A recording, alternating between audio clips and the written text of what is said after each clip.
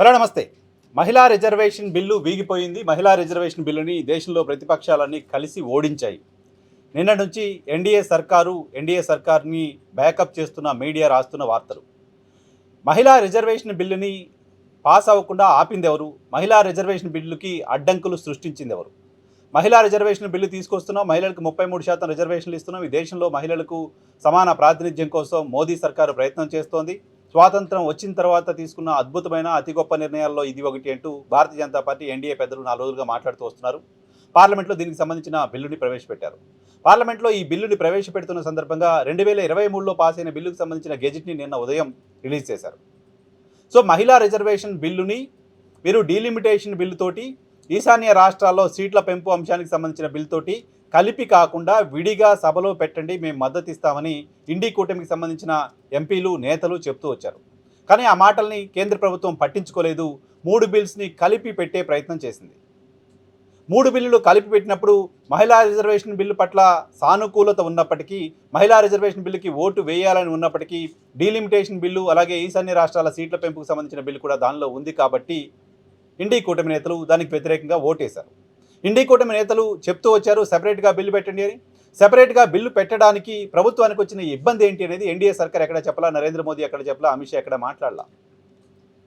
నిజంగానే భారతీయ జనతా పార్టీకి, ఎన్డీఏ సర్కార్కి మహిళా రిజర్వేషన్ బిల్ని ఆమోదింప చేసుకోవాలనే ఆలోచన కనుక ఉంటే సెపరేట్గా బిల్లు ఎందుకు పెట్టకూడదు?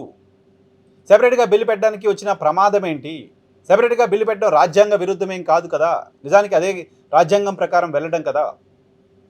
డీలిమిటేషన్ బిల్తో దీన్ని లింకు పెట్టి మహిళా రిజర్వేషన్ బిల్లుని వ్యతిరేకించాలంటే పార్టీలు భయపడతాయి కాబట్టి, దానిలో భాగంగా మహిళా రిజర్వేషన్ బిల్లుకి వ్యతిరేకంగా ఓట్ చేయడానికి భయపడి డీలిమిటేషన్ కూడా ఓట్ చేస్తాయనే దుర్బుద్ధితో, తప్పుడు ఆలోచనతో కేంద్ర ప్రభుత్వం తీసుకొచ్చిన బిల్లు కదా డీలిమిటేషన్ బిల్లు.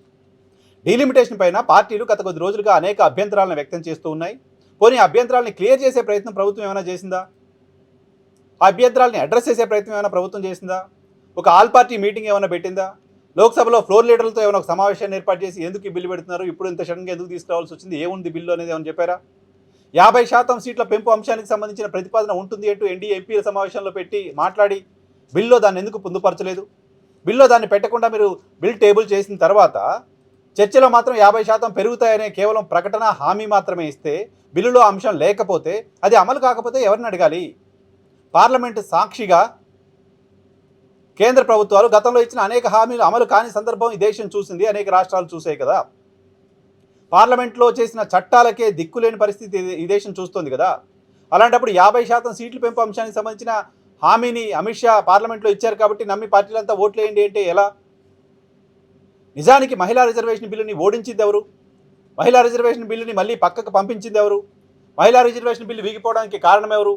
వ్యతిరేకంగా ఓట్లేసిన ఇండి కూటమి, మిగతా పార్టీల నేతలా, లేకపోతే ఈ బిల్లుని కలిపి మిగతా వాటితో కలిపి లోపభూయిష్టంగా బిల్లుని ప్రవేశపెట్టిన ఎన్డీఏ సర్కారా? డెఫినెట్గా ఎన్డీఏ సర్కార్ కదా. ఇండిపెండెంట్గా, అటానమస్గా మహిళా రిజర్వేషన్ బిల్లు పెడితే పాస్ అయ్యే అవకాశమే ఉండేది కదా. దాన్ని అటువంటి ఛాన్స్ని ఎందుకు తీసుకోలేదు కేంద్ర ప్రభుత్వం? అభ్యంతరాలు వ్యక్తమవుతున్న డీలిమిటేషన్ బిల్తో కలపాల్సిన అవసరం ఎందుకు వచ్చింది అనే దానికి ఆన్సర్ ఇప్పటివరకు చెప్పే ప్రయత్నం కూడా చేయట్లేదు.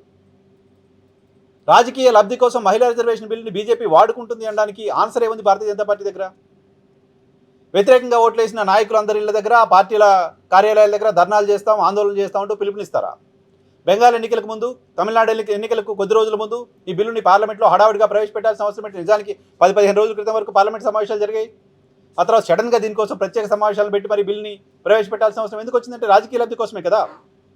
ప్రతిపక్షాలు ఈ బిల్లుకు అనుకూలంగా ఓట్లేస్తే మేము మహిళా బిల్లును సాధించామని సంబరాలు చేసుకునేవాళ్ళు. ప్రతిపక్షాలు ఈ బిల్లుకి వ్యతిరేకంగా ఓటేసాయి కాబట్టి వాళ్ళని విలన్గా చూపించే ప్రయత్నం చేస్తున్నారు. బిల్లుని తప్పుడు రూపంలో సభకు ముందుకు తీసుకొచ్చిన భారతీయ జనతా పార్టీ, ఎన్డీఏ, మోదీ విలన్గా దేశ ప్రజలు చూడాల్సిన అవసరం ఎందుకు కనిపించట్లేదు? సభలో బిల్లు పైన చర్చ జరుగుతున్న సందర్భంగా ప్రతిపక్ష పార్టీలకు సంబంధించిన నాయకులంతా మాట్లాడిన తర్వాత ఈ చర్చకు సమాధానం ఇస్తూ కేంద్ర హోంమంత్రి చెప్తున్నారు, మీరు 50%కి సంబంధించిన ప్రతిపాదన బిల్లులో లేదని చెప్తున్నారు, దాని కారణంగానే ఓట్లు వేయట్లేదని చెప్తున్నారు, 1 గంట సమయం ఇస్తే బిల్లు దాన్ని యాడ్ చేసుకొని తీసుకొస్తాను, ఇప్పుడు ఓట్లు వేస్తారా అని చెప్తున్నారు. మీరు ఎంతగా ప్రిపేర్ అవ్వకుండా అది పాస్ అవ్వాలనే ఉద్దేశం మనసా వాచా కర్మణ మీ మనసులో లేదు అనే విషయం అర్థమవుతుంది.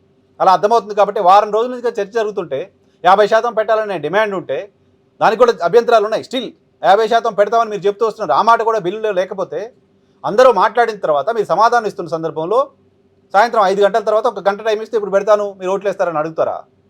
ఒక ప్రభుత్వం బిహేవ్ చేయాల్సింది ఇలాగేనా? ఓ ప్రభుత్వం ప్రజాస్వామ్యంలో పార్టీల ఒపీనియన్ తీసుకునే పద్ధతి ఇదేనా?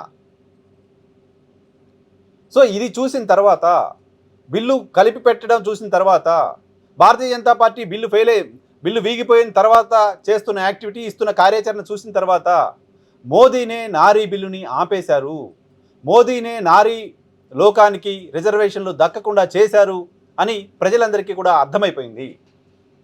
భారతీయ జనతా పార్టీ అనుకుంటే, భారతీయ జనతా పార్టీ కావాలనుకుంటే గతంలో కొన్ని బిల్స్ని ఏ రకంగా గట్టెక్కించుకుందో చూసాం. ఈవెన్ రాష్ట్రపతి ఎన్నిక, ఉపరాష్ట్రపతి ఎన్నికల సందర్భంగా భారతీయ జనతా పార్టీకి సంబంధించిన పెద్దలంతా ఇతర పార్టీల నేతలకు ఫోన్లు చేసి మద్దతును అడగడం, అభ్యర్థించడం చూసాం. కనీసం ఈ బిల్లుకు ఓటేయండి అని కేంద్ర ప్రభుత్వం వైపు నుంచి ఎవరైనా కనీసం అభ్యర్థించిన వార్త కూడా చూడలేదు మనం ఇక్కడ. కేంద్ర ప్రభుత్వం వైపు నుంచి ఏ రాజకీయ పార్టీకైనా ఫోన్ చేసి, ఏ రాజకీయ పార్టీకి సంబంధించిన నాయకులైనా కలిసి ఈ బిల్లుకి మద్దతు ఇవ్వండి అని కేంద్ర ప్రభుత్వానికి సంబంధించిన పెద్దలు ఎవరైనా కలవడం ఎక్కడ చూడాల. అంటే ఎంత సీరియస్నెస్ ఉంది ఈ బిల్లు పట్ల కేంద్ర ప్రభుత్వానికి అనే విషయం అర్థమవుతుంది కదా. సో కేంద్ర ప్రభుత్వం రాజకీయ లబ్ధి కోసం పెట్టిన బిల్లుగానే పార్లమెంట్ సాక్షిగా తేలిపోయింది. మహిళలకు అన్యాయం చేసింది ఎవరో కూడా మహిళా లోకం చిత్తశుద్ధితో ఆలోచన చేయాల్సిన అవసరం కనపడుతోంది.